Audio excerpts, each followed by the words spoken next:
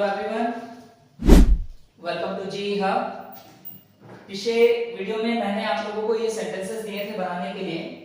इनमें से एक मैंने आपको बताया था, मैं फिर से उसको रिपीट करूंगा और आज इन सबको बना के दिखाऊंगा। देखिए, आप इन सेंटेंसेस में गौर करें, मेरे पास क्या नहीं है।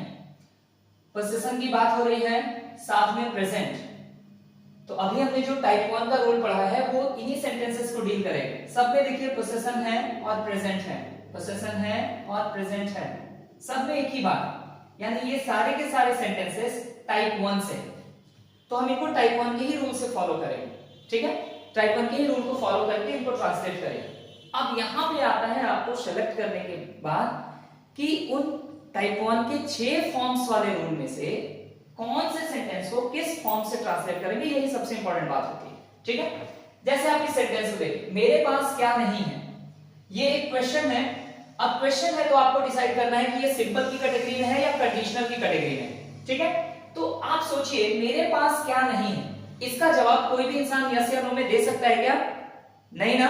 तो जब नहीं दे सकता है तो ये कंडीशनल की कैटेगरी हुआ और इंटरोगेटिव तो है ही, क्योंकि क्वेश्चन है, नहीं लगा हुआ, इस कारण से नेगेटिव। तो इस सेंटेंस को हम कंडीशनल इंटरोगेटिव नेगेटिव से ट्रांसलेट करेंगे टाइप 1 वाले रूल से। तो सबसे पहले क्वेश्चन वर्ड क्या के लिए हम लोग व्हाट लगाएंगे, उसके बाद हैज और हैव। देखिए, सब्जेक्ट मेरे यानी आई है तो हमने हैव का यूज कर लिया। अगर सब्जेक्ट ही होता तो हम यहां हैज लगा लिया, ठीक है। और उस सब्जेक्ट के बाद नॉट होगा कंडीशनल इंटरोगेटिव नेगेटिव रूल में, तो हमने नॉट का यूज किया, क्वेश्चन मान लिया। हो गया हमारा सेंटेंस ट्रांसलेट।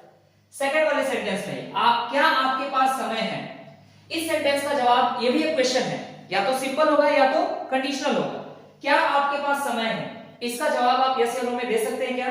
बिल्कुल, आप इसका जवाब या तो हां देंगे या तो ना देंगे।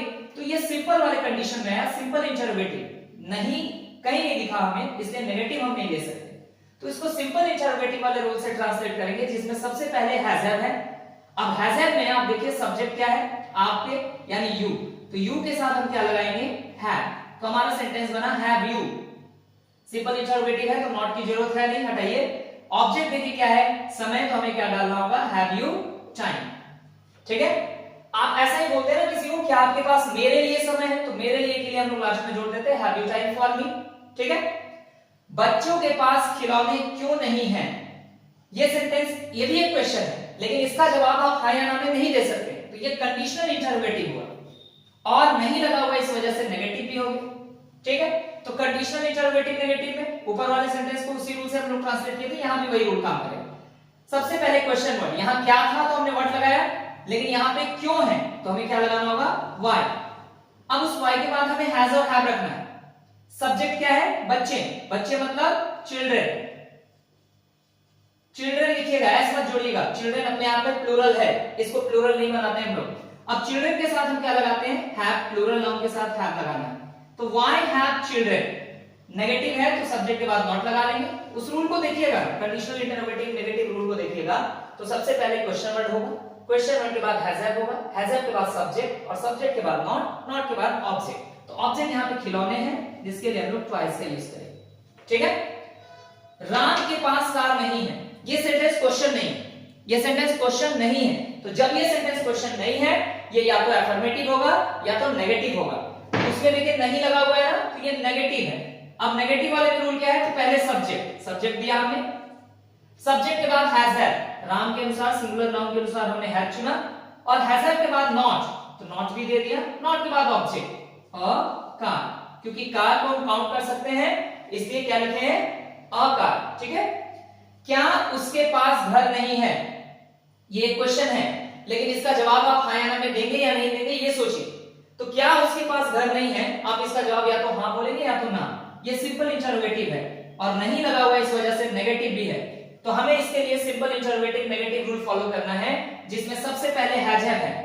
सब्जेक्ट देखिए उसके के लिए आपको ही लगाना, ही लगाइए, सी लगाना, सी लगाइए, जो लगाना हो लगा सकते, ठीक है। ही के साथ हम लोग हैज में से हैज चुनते हैं ना, तो हैज आ गया, सब्जेक्ट आ गया। सिंपल इंटरोगेटिव नेगेटिव में देखिएगा, सब्जेक्ट के बाद नॉट होगा, नॉट दीजिए, और उसके बाद ऑब्जेक्ट है। ऑब्जेक्ट क्या है? घर, घर भी काउंट कर सकते हैं, इसलिए हाउस लिखते हैं, है ना। Has he not a house. तो ये हमारे पांचों सेंटेंस ट्रांसलेट हो गए टाइप 1 के रूल से, ठीक है। प्रैक्टिस कीजिए, आई होप कि आपने जो बनाया हो वो सही है। अगर आपने नहीं नहीं बनाया है तो पहले उस वीडियो में जाकर के ट्रांसलेशन को बना लें और फिर अपने आंसर को मैच करें। ठीक है, मिलेंगे अगले वीडियो में नए टाइप के साथ। Thank you everyone.